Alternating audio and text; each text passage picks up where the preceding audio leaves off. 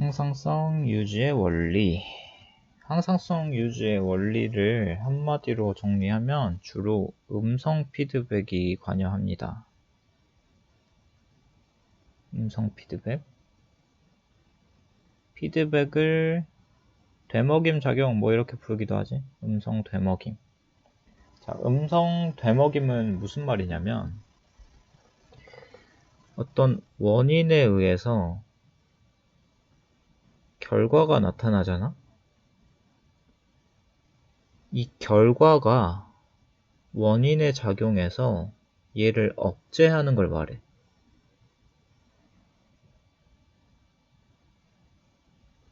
어떤 원인에 의해서 어떤 일이 벌어진다고 했을 때, 그렇게 벌어진 일이 원인을 억제하면서 결과가 다시 나오지 않도록 하는, 원인으로 작용하여 나타난 결과가 원인을 다시 억제하는 조절의 원리를 말한다.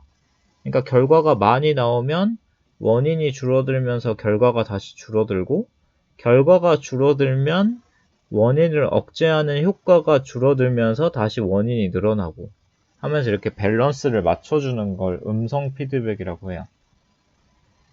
그래서 그 예로 많이 나오는 게 이제 실내 온도 조절이지. 설정 온도를 26도라고 했을 때 설정 온도보다 온도가 높아지면 뭐 에어컨 틀어가지고 다시 온도 올려주고, 온도가 올라가면 다시 냉방기 작동 멈춰서 실내 온도가 다시 높아질 때까지 놔두고, 뭐 요런 원리를 말하는 거지. 이 음성 피드백과 비교되는 내용이 이제 양성 피드백인데, 양성 피드백은 플러스야. 음성은 마이너스였지만, 이게 무슨 말이냐면 아까 음성 피드백은 요런 거였잖아. 근데 양성 피드백은 이 결과가 원인을 더 촉진하는 거야.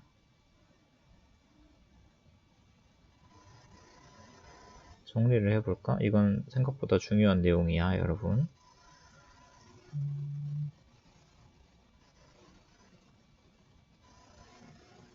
아이고.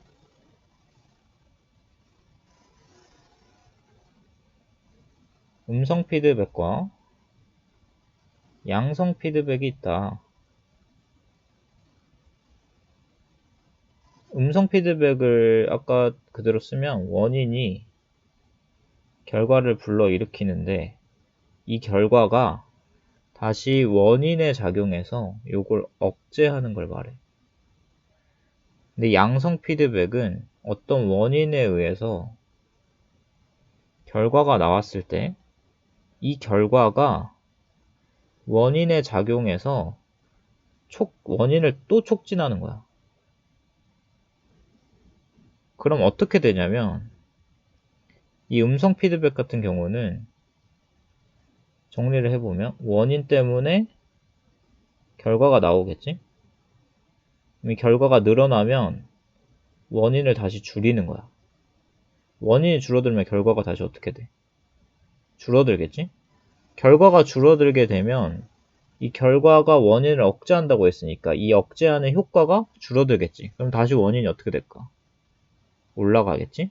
원인이 올라가면 다시 결과가 올라가는 거고, 결과가 올라가면 원인을 억제하는 거고, 원인을 억제하면 결과가 다시 안 나오는 거고, 결과가 안 나오면 원인이 다시 늘어나는, 이러면서 올라가고 내려가고 하면서 적정한 밸런스를 맞추는, 그래서 항상성 조절은 주로 이 음성 피드백으로 일어나는 일이고, 양성 피드백 같은 경우는 항상성 조절과는 전혀 무관한 내용이야.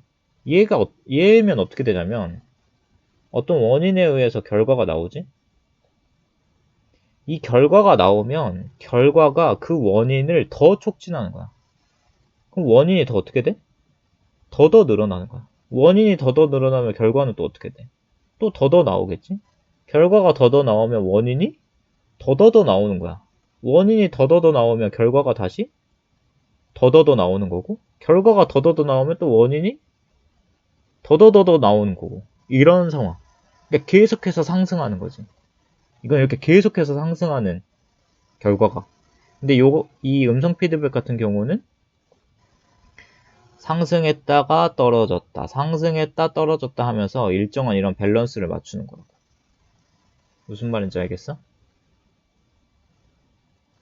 주로 항상성에서는 이 음성 피드백을 기억하면 돼요. 그래서 양성 피드백으로 주로 나오는 게 여기 나와 있는 건데, 선생님 그 저번 시간에 설명할 때 옥시토신이라고 많이 설명했었죠. 옥시토신. 옥시토신 같은 경우는 분만할 때 중요한 호르몬이고, 뇌하수체 후엽에서 분비하면서 얘가 하는 일은 자궁을 수축시키는 거다. 맞지? 자궁을 수축시키는 이 옥시토신이라는 호르몬은 언제 분비가 되냐면 자궁의 내벽이 자극을 받을 때, 자궁 내벽이 자극을 받으면 그때 이제 호르몬이 분비되는 거거든. 봐봐, 생각해봐. 그러니까 애가 이제 나오려고 하면 자궁 내벽을 막 밀 거 아니야. 그럼 자궁 내벽을 자극해. 그럼 뭐가 나와? 옥시토신이라는 호르몬이 나와. 옥시토신이 분비되면 자궁이 어떻게 돼? 수축하겠지? 자궁이 수축하면 원래도 애가 자궁 내벽을 밀면서 자극하고 있었는데 자궁이 수축하면서 자궁이 좀 더 좁아지면 저 내벽을 자극하는 강도가 어떻게 될까? 올라가겠지. 자궁 내벽을 자극하는 강도가. 자궁이 수축하고 있으니까. 그럼 옥시토신은 또 어떻게 되는 거야? 옥시토신 또 더 많이 나오는 거야. 옥시토신 더 많이 나오면 어떻게 돼? 자궁이 더 많이 수축하는 거고. 자궁이 더 많이 수축하면 자궁 내벽이 또 어떻게 돼? 더 많이 자극을 받겠지? 더 많이 자극받으면 옥시토신 또 어떻게 돼? 더 많이 나오고. 계속해서 이렇게 나와. 계속해서 상승하는. 옥시토신 나오면 자궁 수축하고, 진통 때문에 옥시토신이 더 분비되고, 그럼 자궁이 더 수축하고, 또 더 진통하고, 더 옥시토신 많이 분비하고, 더 수축하고 하면서 끊임없이 수축하면서 이렇게 아기가 나오는. 그게 이제 양성 피드백이에요. 근데 우리가 주로 알아야 될 건 이제 음성 피드백이라고. 항상성 유지의 원리는 음성 피드백이니까. 올라갔다 내려갔다 올라갔다 내려갔다 하면서 일정한 수준을 유지하는. 항상성에는 주로 이게 어울리는 일이지. 얘는 끊임없이 상승하는 상승 그래프고. 그래서 음성 피드백에 의한 호르몬 분비 조절의 예로 나오는 게 저번 시간에 여러분들한테 조금 한번 언급했었던 티록신의 분비. 티록신의 분비가 주로 이 음성 피드백에 의해서 일어나거든. 그래서 시상하부, 뇌하수체 전엽, 갑상샘 이렇게 세 가지 내분비샘이 관여하는 작용이에요. 시상하부에서는 뭘 분비했냐면 이름이 좀 긴데 갑상샘 자극 호르몬 방출 호르몬이 있어요. TRH라고 하는. 이걸 어떻게 읽어야 되냐면 갑상샘 자극 호르몬 방출 호르몬 이렇게 읽어야 돼. 여기서 끊어서. 그럼 얘 하는 역할은 이 이름 그대로야. 갑상샘 자극 호르몬을 방출하게끔 해주는 호르몬이라는 뜻이야. 그래서 여기서 방출이라는 의미의 이 R이 릴리즈야, 릴리즈. 너희들 영어 단어 알고 있잖아. 뭐 내보내다, 방출하다 이런 거, 릴리즈. 그 R자를 따온 거고 이 앞에 나와 있는 갑상샘 자극 호르몬은 어디서 분비하는 애냐면 뇌하수체 전엽에서 분비하는 애야. 그래서 요 밑에 들어가는 내용이 갑상샘 자극 호르몬이지. 얘 이름은 TSH예요. 이건 이제 어떻게 읽어야 되냐면 갑상샘 자극 호르몬 이렇게 읽어야 돼. 갑상샘을 자극해주는 호르몬. 그러니까 이 얘기지. TRH는 TSH를 방출하게끔 해주는 호르몬인 거야. 그러니까 요게 약자가 TSH 릴리즈 호르몬. TSH 같은 경우는 자극하다. 뭐예요, 여러분? stimulate 알지? 그 영어 단어. 자극하다. stimulate. 그 S를 따온 거고 이건 호르몬. 이건 갑상샘을 의미하는 단어. 그래서 TSH, TRH 요거 알아야 돼요, 여러분. TRH는 시상 하부에서 분비하는 호르몬이고 TSH는 뇌하수체 전엽에서 분비하는 호르몬이야. 그럼 이 TSH의 역할은 뭐냐? 갑상샘을 자극하는 거다. 그럼 갑상샘을 자극하면 뭐가 나오냐? 갑상샘에서 분비하는 되게 중요한 호르몬이 티록신이라는 애가 있었죠. 그래서 일단 이 티록신이 분비할 때까지의 이 과정, 여러 가지 호르몬이 관여하는 이 과정을 무조건 알아야 됩니다. 시상하부에서 TRH를 분비하면 TRH는 뇌하수체 전엽에 작용해서 TSH의 분비를 도와주는 거야. 얘가 분비되게끔 해주는 애야. TSH가 분비되면 얘는 갑상샘을 자극해서 갑상샘에서 티록신이 나오게끔 해주는 거지. 근데 이게 음성 피드백이라는 이유는 뭐냐면 티록신이 분비되면 이 티록신이 자기를 분비하게끔 해줬던 TSH의 분비와 TRH의 분비를 억제해요. 그러니까 티록신의 분비가 결과라고 하면 이 결과를 만들어내는 원인들은 얘들이잖아? TSH와 TRH의 분비는 티록신의 결과를 일으키는 원인이잖아. 티록신이 많이 나오면 티록신이 TSH와 TRH가 분비되는 걸 억제해. 얘들이 덜 나오면 어떻게 되는 거야? TRH 덜 나오면 뇌하수체 전엽 덜 자극하니까 TSH 덜 나오고 TSH 덜 나오면 갑상샘 덜 자극하니까 티록신 덜 나오는 거야. 혈액 속의 티록신의 농도가 증가하면 시상하부에서 TRH 분비가 어떻게 된다고?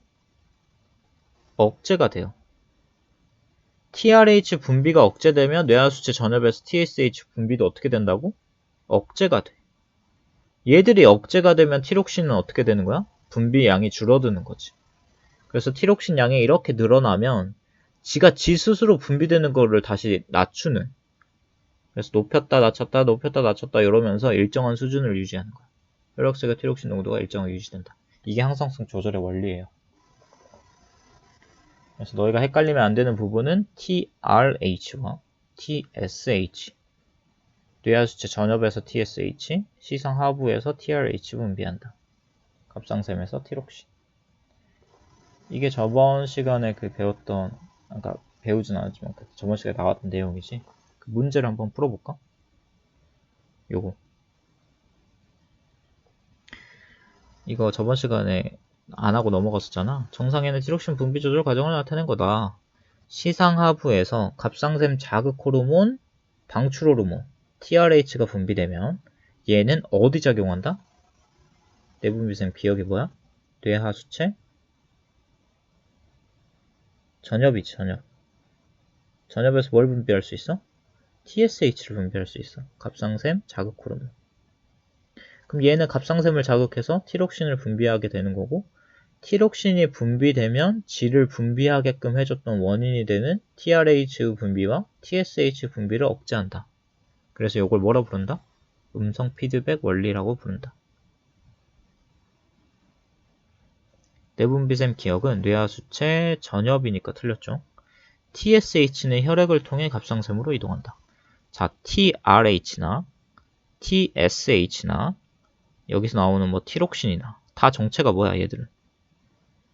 호르몬이죠, 호르몬. 호르몬은 무조건 뭐 타고 다니는 거야?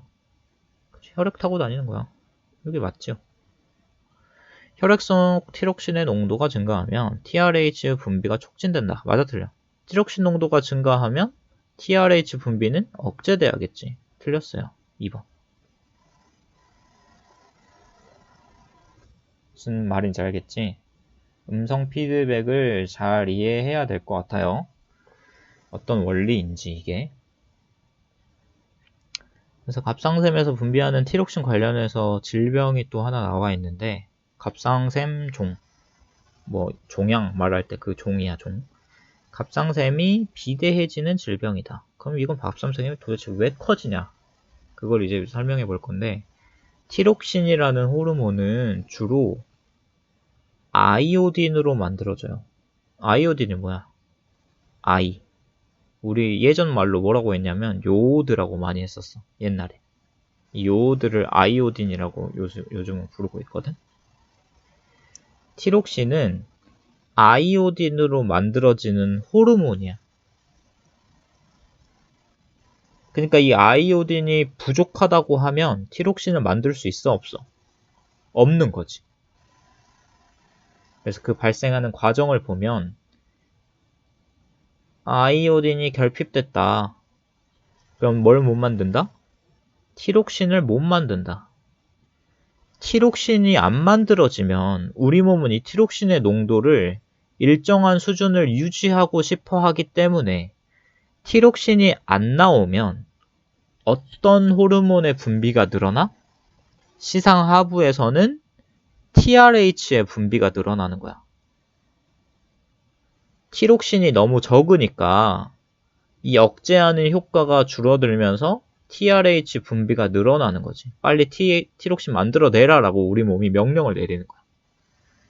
그럼 TRH가 증가하면 뇌하수체 전엽을 자극하는 게 증가하게 되고 뇌하수체 전엽에서 TSH의 분비도 늘어나겠지.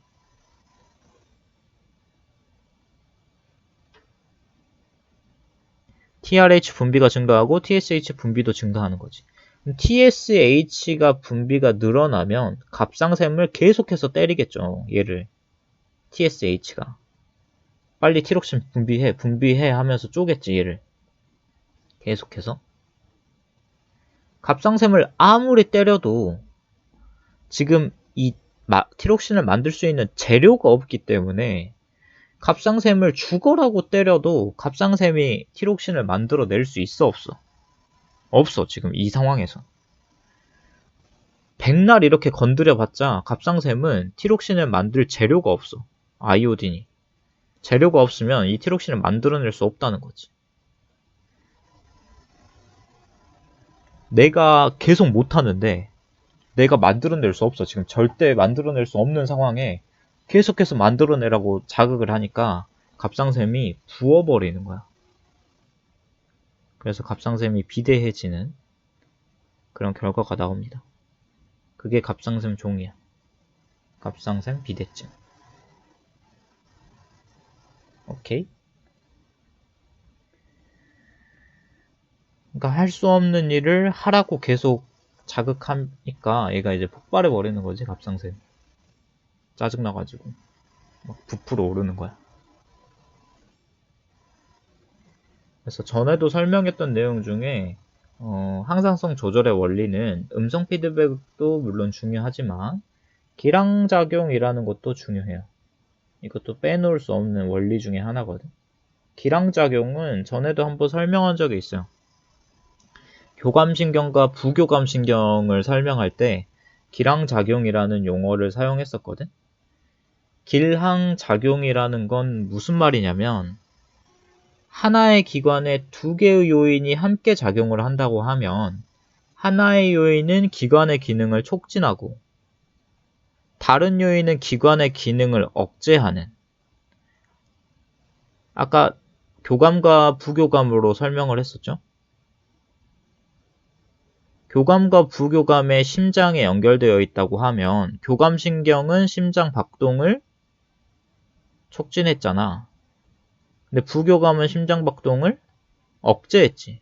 이런 것처럼 하나의 기관에 두 가지 요인이 함께 작용할 때 어떤 애는 이 기관을 촉진하고 어떤 애는 이 기관을 억제하면서 밸런스를 맞춰주는, 플러스와 마이너스를 하면서 이렇게 일정한 수준을 맞춰주는, 이게 이제 기량작용이에요.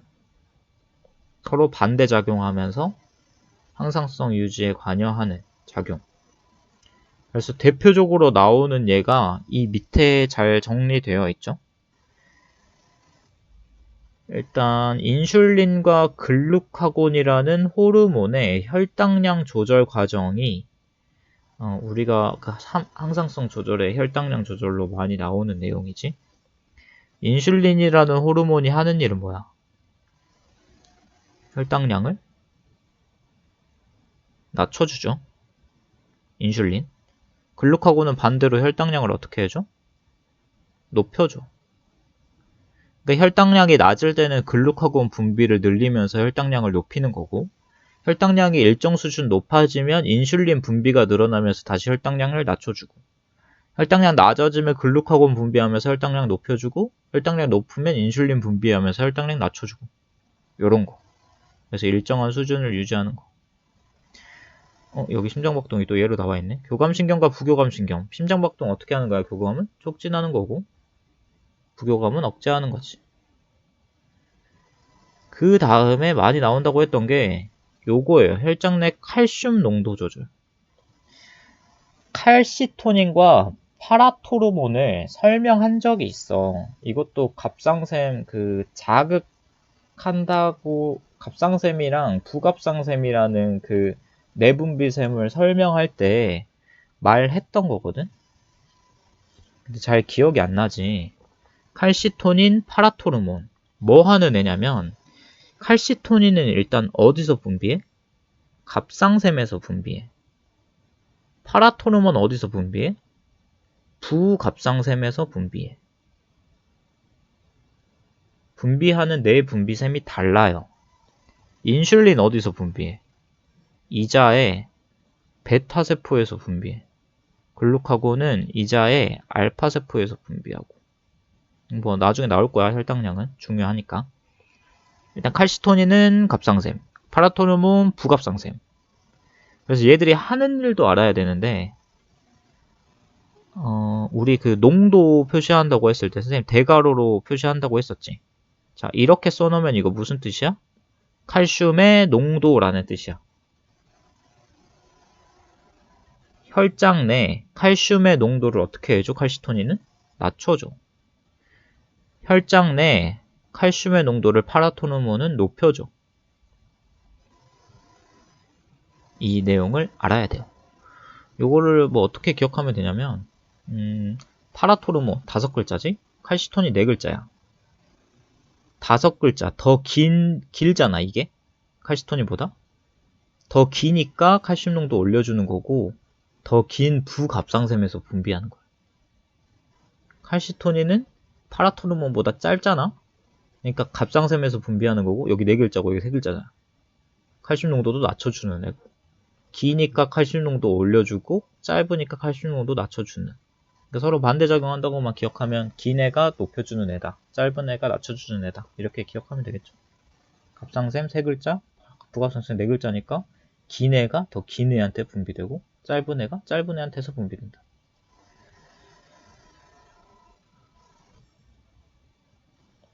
여기 영어 단어 정리가 돼 있었네. 위에서 설명했던 거. 갑상샘이라는 건 사이로이드 그랜드라고 해서 갑상샘이라고 나와 있고, 여기서 이 T자를 따온 거죠. 이 앞에 있는 T는. 이 S 아까 자극하다, 스티뮬레이팅이라고 했었고, H는 다 호르몬이야. R 여기 나와 있는 릴리징 있지, 방출하다. 그래서 TSH를 방출하게 하면 호르몬 TRH. 요건 한번 봐보세요. 뭐 이해가 안 되면. 그러면 조금만 더 해볼게요. 혈당량. 이제 실전이에요. 지금까지 좀 기본적인 원리들을 공부했다면 이제는 혈당량 조절이라는 직접적인 항상성 조절 과정으로 들어가겠습니다. 혈당량이 제일 먼저 나오고, 혈당량의 의미는 혈액 속에 포함된 포도당의 농도예요. 포도당의 농도. 우리 당이라고 부르는 건 되게 종류가 많잖아. 뭐 포도당도 있고, 과당도 있고, 뭐 갈락토스도 있고, 뭐 이런 여러 가지 종류가 있잖아.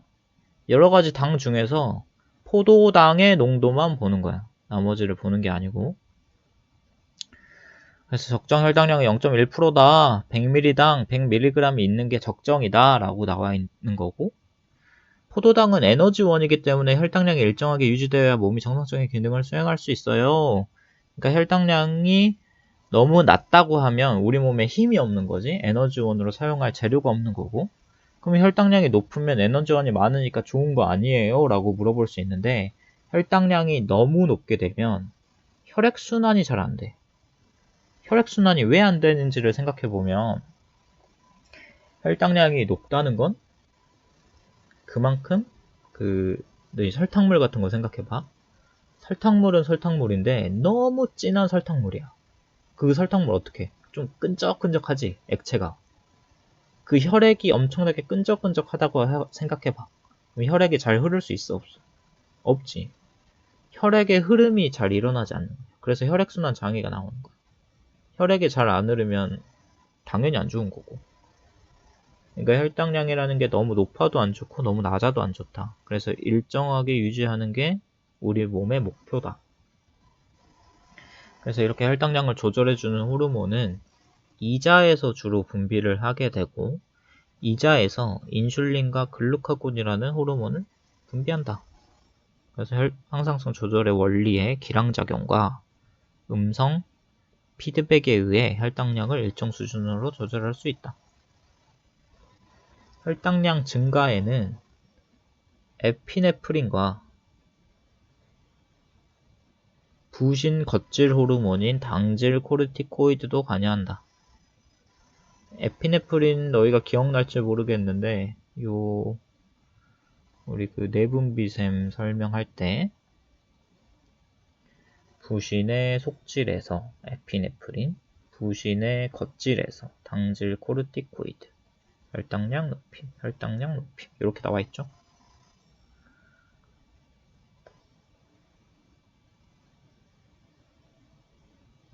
그래서 인슐린, 글루카곤, 에피네프린, 당질 코르티코이드 뭐 이런 것들이 관여한다. 자율신경도 항상 혈당량을 조절하는 데 관여한다. 우리 애초에 항상성이라는 건 호르몬과 자율신경, 내분비계와 신경계가 한꺼번에 작용하는 일이라고 했지. 자율신경의 두 종류인 교감과 부교감을 생각해보면 누가 혈당량을 높여주는 애일까를 니네가 판단할 수 있어야 돼. 교감과 부교감. 누군가는 혈당량을 높여줄 거고 누군가는 낮춰줄 거야. 기량작용을 해야 되니까. 그럼 누가 높여줘야 되는 거를 생각해보면 교감이 언제 활발하다 그랬어? 뭔 상황 상상하라 했어? 싸울 때 상상하라 그랬지. 친구랑 주먹질로 싸울 때. 아까 말했다시피 포도당은 에너지원이야. 포도당이 많다는 건 그만큼 에너지를 많이 만들어낼 수 있다는 의미거든? 친구랑 싸울 때 에너지 많이 필요해? 적게 필요해? 많이 필요하지. 그럼 교감신경이 흥분했을 때는 혈당량을 어떻게 해줄까?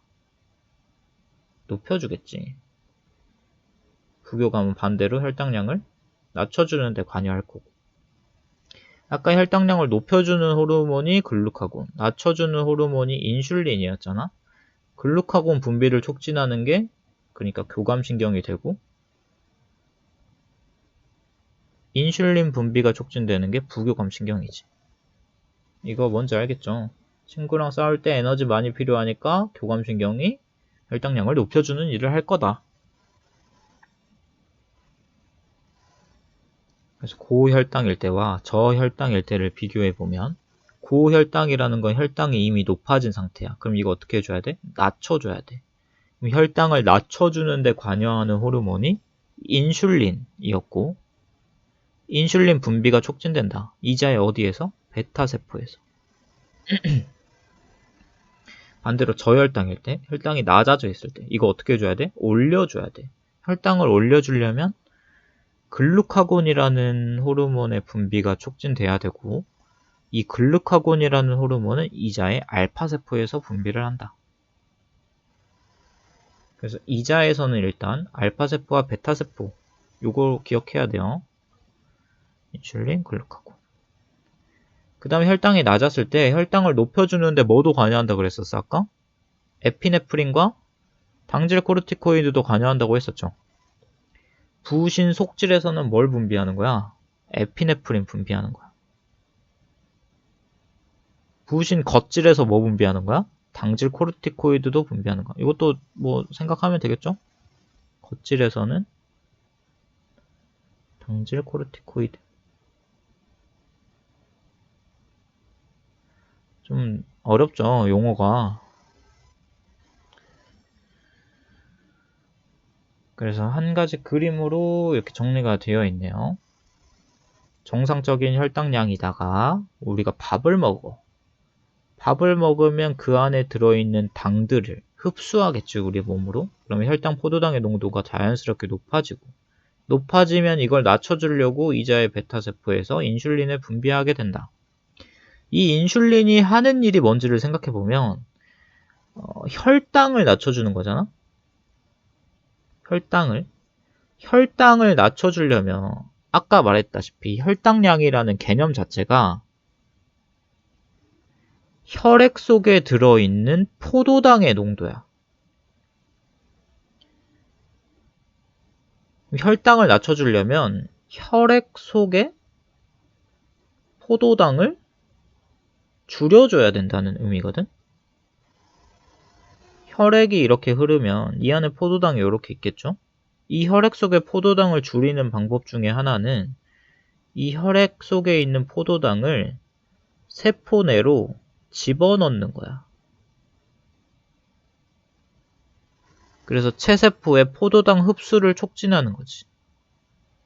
이렇게 되면 혈액 안에 있는 포도당들을 세포 내로 밀어 넣을 수 있기 때문에 더 이상 이 혈액 안에는 포도당이 얼마 없게 되겠죠.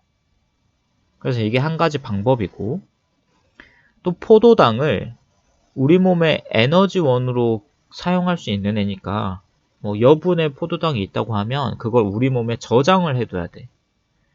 그래서 그 포도당을 저장해 놓는 형태는 동물의 저장성 다당류인 글리코젠. 저장성 다당류. 이거 알죠, 여러분?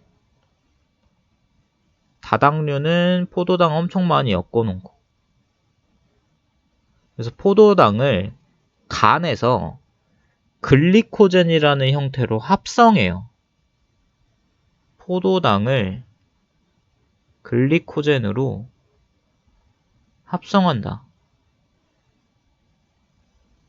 포도당 하나짜리잖아, 단당류? 이거를 엄청 많이 엮어가지고 저장하는 거야, 간에다가. 선생님이 이거 설명할 때 주로 동전 같은 걸로 설명을 하거든? 포도당이 100원짜리 동전이고 얘가 1만원짜리 지폐다라고 하면 우리가 몸에 10,000원을 저장한다고 했을 때 100원짜리 동전 100개를 저장하지 않고 이 100원짜리 동전 100개를 하나의 10,000원짜리 지폐로 저장하는 거라고. 우리도 실제로 10,000원을 가지고 있다고 했을 때 동전으로 100개를 가지고 있지는 않잖아. 지갑에다가 담아놓고 10,000원짜리 지폐 한 장을 넣어놓지. 그런 것처럼 우리 몸도 간에다가 포도당의 여분이 있으면 글리코젠이라는 형태로 합성해서 저장해 놓는다. 그래서 인슐린의 기능은 요 두 가지 정도 생각하면 돼요. 혈액 안에 있는 포도당을 세포 내로 밀어 넣는 거나 또 간세포로 밀어 넣어서 간세포에서 글리코젠으로 합성하는.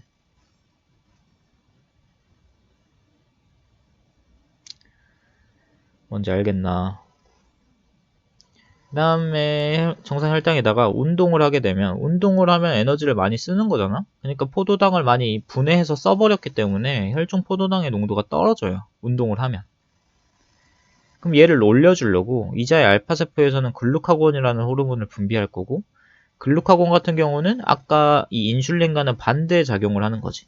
간에서 글리코젠으로 저장해 놓던 거를 다시 포도당으로 분해하는 거야.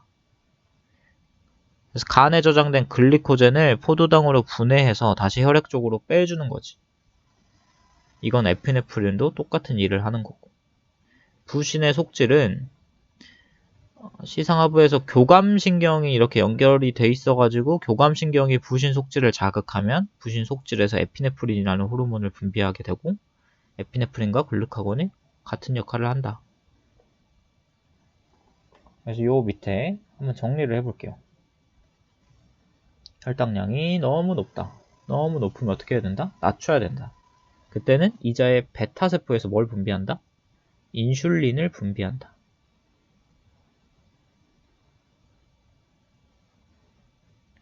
자, 인슐린이 분비되면 어떻게 된다? 간에서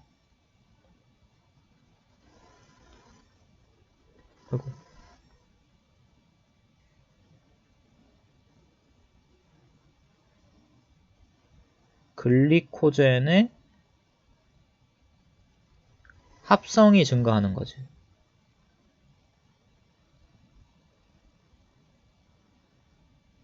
글리코젠의 합성이 증가한다는 말은 포도당을 글리코젠으로 바꾼다는 의미야.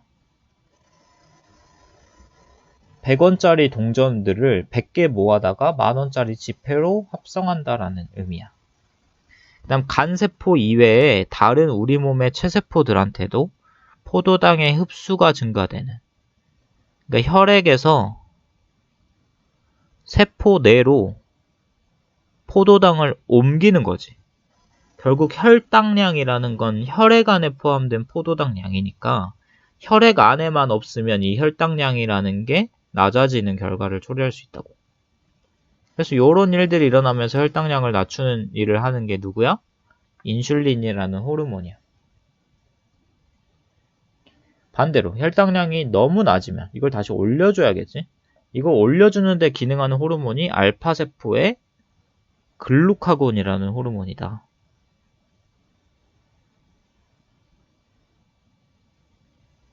또 간내의 시상하부가 교감신경을 이용해서 부신의 속질을 자극하게 되면 부신 속질에서 에피네프린이라는 호르몬의 분비도 늘어나는 거죠. 그래서 이 에피네프린과 글루카곤이라는 호르몬이 나오면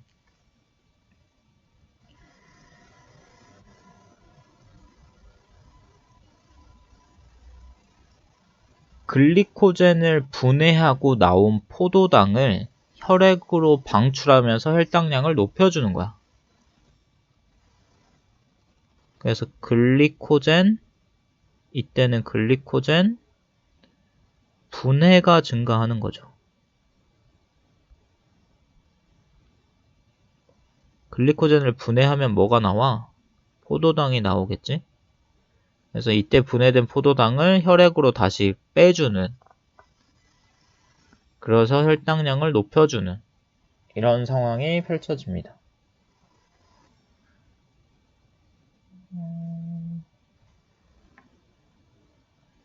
요 밑에는 뭐 좀 더 중요한 내용이 나오니까 다음 시간에 이어서 해볼게요. 일단 이 그래프 같은 것도 잘 해석을 할 수 있어야 되는데 일단은 여러분들이 여기 나와 있는 이 내용부터 머릿속에 잘 집어 넣어 보도록 하세요. 오케이.